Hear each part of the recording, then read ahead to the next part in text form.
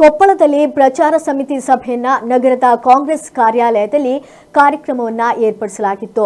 ಕಾರ್ಯಕ್ರಮದ ಅಧ್ಯಕ್ಷತೆಯನ್ನ ವಹಿಸಿದಂತ ಕೊಪ್ಪಳ ಜಿಲ್ಲಾ ಬ್ಲಾಕ್ ಕಾಂಗ್ರೆಸ್ ಅಧ್ಯಕ್ಷರಾದ ಅಮರೇಗೌಡ ಬಯ್ಯಾಪುರ ಅವರು ಹಾಗೂ ಮಾನ್ಯ ಅಧ್ಯಕ್ಷರು ಕರ್ನಾಟಕ ಪ್ರದೇಶ ಕಾಂಗ್ರೆಸ್ ಪ್ರಚಾರ ಸಮಿತಿ ಮಾಜಿ ಸಚಿವರು ಶ್ರೀ ಮಾನ್ಯ ವಿನಯ್ ಕುಮಾರ್ ಸೊರಕೆ ಇವರು ಕೊಪ್ಪಳ ನಗರಕ್ಕೆ ಆಗಮಿಸಿ ಗ್ಯಾರಂಟಿ ಯೋಜನೆಗಳ ಬಗ್ಗೆ ಕಾಂಗ್ರೆಸ್ ಪಕ್ಷದ ಕಾರ್ಯಕರ್ತರಿಗೆ ಹಾಗೂ ಮುಖಂಡರಿಗೆ ಇದರ ಬಗ್ಗೆ ಮಾಹಿತಿಯನ್ನ ನೀಡಿದ್ರು.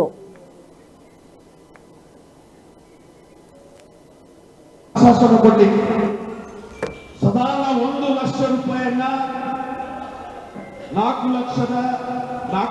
4 ಕೋಟಿ 9 ಲಕ್ಷದ ಬಜೆಟ್ನಲ್ಲಿ 1 ಲಕ್ಷ ಕೋಟಿಯನ್ನು ಜನರ ಅಕೌಂಟ್ಗೆ ಹಾಕ್ತೇವೆ.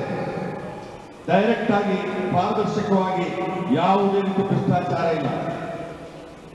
ಆದರೆ ಆ ಹಣ ಆ ಅಕೌಂಟ್ ಅಲ್ಲಿ ಉಳಿದಿಲ್ಲ, ಅದು ರೊಟೇಟ್ ಆಗ್ತದೆ, ಮಾರ್ಕೆಟ್ಗೆ ಹೋಗ್ತದೆ. ನಮ್ಮ ಮಹಿಳೆಯರಿಗೆ ಪರ್ಚೇಸಿಂಗ್ ಪವರ್ ಜಾಸ್ತಿ ಆಯಿತು.